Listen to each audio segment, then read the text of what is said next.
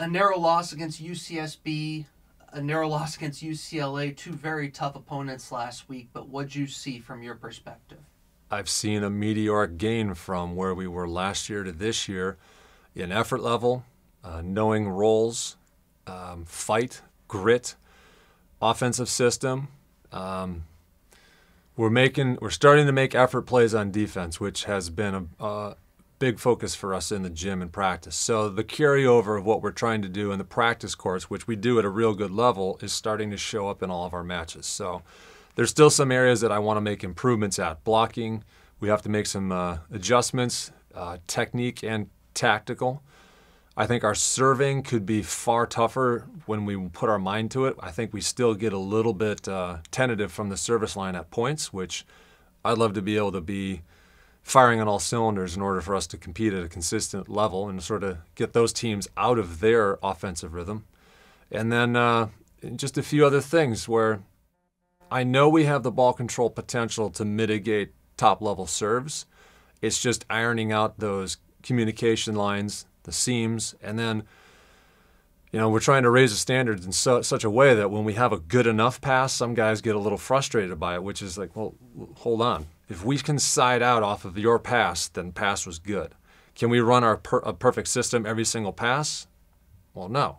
But we have to get far more comfortable in those scenarios. And then I think we are at a level that we can compete and start winning these matches. And I would have to think it's encouraging that you have some younger players stepping up. Woody Cook, a sophomore, Aaron Strange, a freshman in particular, against UCLA, looking good.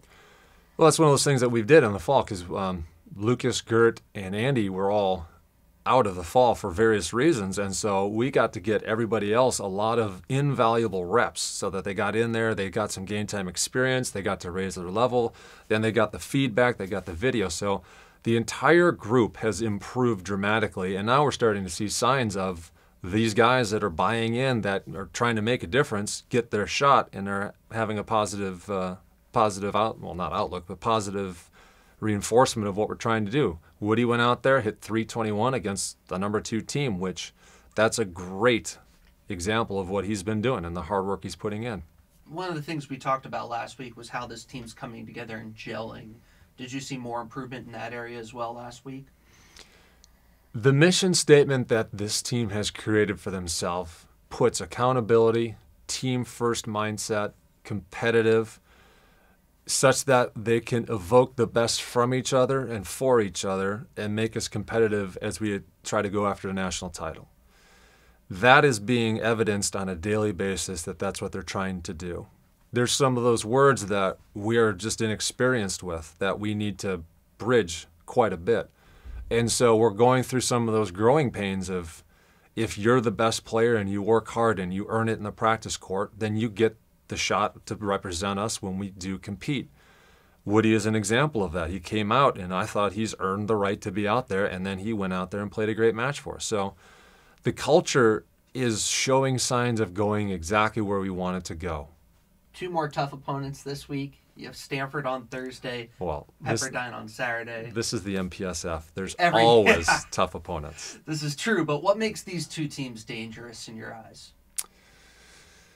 Well, Stanford is always a surprising team. You go up there, it's a tough place to compete. If you let it be a tough place to compete, they run a real good offensive system. They've got really good ball control, and they run they'll have 5 hitters on 4 or 3 of their rotations, which it's difficult to defend.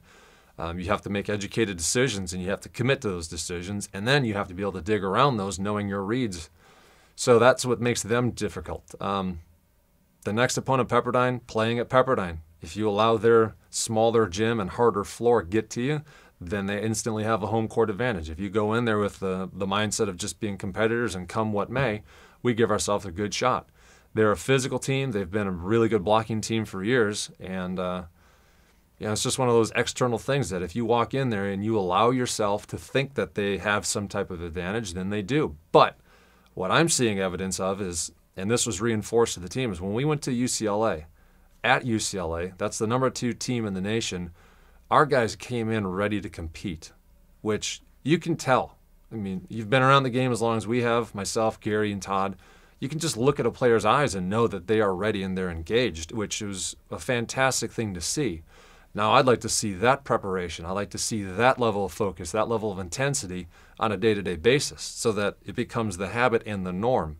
Then it doesn't become a challenge to get revved up for games. You're just ready to go.